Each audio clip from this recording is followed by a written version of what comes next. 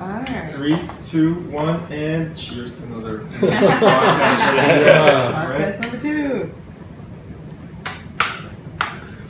So today's topic, guys, is going to be resentment. Resentment. Yeah, I think that's a big one. Dum dum dum. And how it's kind of shown up in our lives and how we've kind of worked our way through it. Or maybe not worked our way through it. Working your way through it. Working our way through it. To what degree? And So you had that like format. First thing, You kick it Do you off. want to lay it on the table? Or? it was on my phone. So, but the first thing is, what is resentment? How do you find resentment? What does resentment mean Yeah. to you? To you? Okay. So what does it mean to you? For me, it's this negative feeling where I blame somebody else for that feeling, and it kind of just sits there. Yeah. That's how I see it. Okay. For myself, I feel like it's kind of similar, kind of holding like ill will towards someone for something that's happened and that you really haven't processed it, right? And you haven't fully let it go and you haven't really dealt with it. So it's just kind of lingering and sitting there. And every time you kind of encounter that person, it kind of shows up again. And you get triggered by it, yeah. yeah, I think it's kind of like just like that stilled anger. So it's not like in the heat of the anger, but it's like kind of like that cold, ongoing anger where it's like, oh yeah, I'm fine until that one thing happens, or you see that person and all the thoughts and all the memories come up, and just that kind of ongoing anger and like frustration towards that person or thing, memory, yourself, so all that great stuff.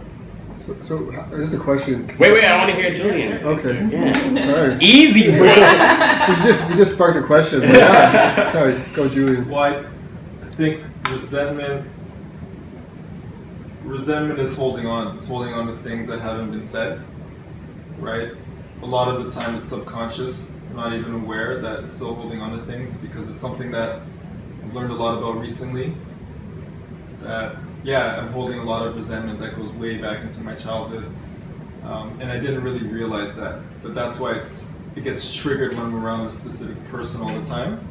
Yes. Yeah, so that's what I'm working on myself as well right now. Yeah, I totally agree. I'm kind of working through that as well.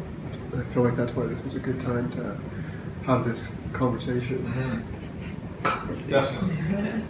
But I just wanted to ask, because you brought up anger, and I was doing a little bit of reading about this yesterday, and I'm curious, like, what would be your, how would you separate anger from resentment? What would distinguish the two? I think like I try to, or at least what I've been kind of looking at now is kind of like there are kind of like root, let's say, contracted or negative emotions, and then like there's colorations that we project or assign those colorations. So anger is like the category, so you can call it anger or you can call it resentment or frustration, but those are colorations of anger, right? Yeah. Like it's, And what is anger? So what I got out of it was that anger is more kind of an emotion, like an emotional reaction to a certain situation, right? So something will happen and you'll use anger, like you'll get angry about something that just kind of happened. Where resentment seems like it's more something that lingers and it's something that more you're kind of like stuck with, I guess, until you deal with it. But like that usually happens as a result of anger, Right. exactly as a result of anger. That's why I'm saying I feel like anger is more an emotional reaction. I don't It's know. interesting when you said that. I'm To me, having anyway. two images. Like anger is you're holding this hot coal and you're throwing it at somebody, and resentment you actually keep it. Yes. Yeah. But it's still cold though. It's still, Right. It's still hot in your hand and you're holding You still it. get so- that feeling. Yeah. so- Okay. Lately, I've started exploring the idea that anger is a mask for hurt or pain of some other sort. But because the anger's been a mask for that pain for so long, it feels like it's an instinctive response. But really, it's a triggering a hurt or a sadness or some other kind of softer emotion that we've just learned to mask with anger. I've really been exploring that idea after I read about it. Yes. Yeah. So I'm really questioning whether things that would historically make me angry was anger the actual cause or the actual emotion, or was it just the mask was so fast, right, that it blinds to what actually happened, Okay. or what the actual trigger is. Well, yeah. What I've been looking at recently is like how all those contracted emotions or like those feelings or states all are linked to each other. Like when you spend enough time with anger, like depending on the circumstances, it's like, oh no, like this is the defense mechanism for pride, or like this is the defense mechanism for guilt, Yeah. or fear.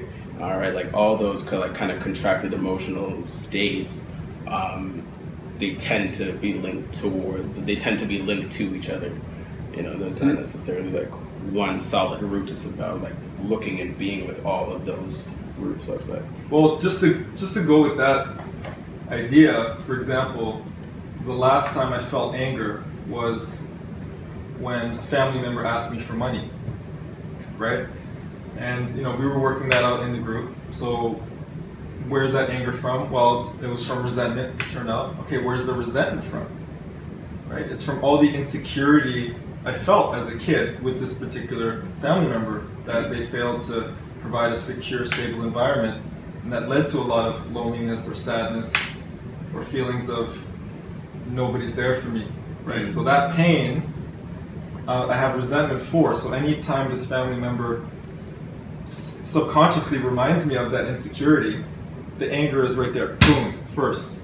Is it just with that one particular family member, or could it be with somebody else if it's that same kind of emotion? It's that pattern. Right, that's what I'm asking. So if it was somebody else, but a similar scenario, would it still trigger the same? Not at all. No, it's that person. Not at all. It's the pattern with this the one person. relationship. Right. Right? Because some relationships, there's like an incident of trauma, but some it's the daily micro trauma that can cause this very same effect. Sometimes worse. I can't really compare them. But Right. same effect in terms of like how buried that trigger is inside the emotional body.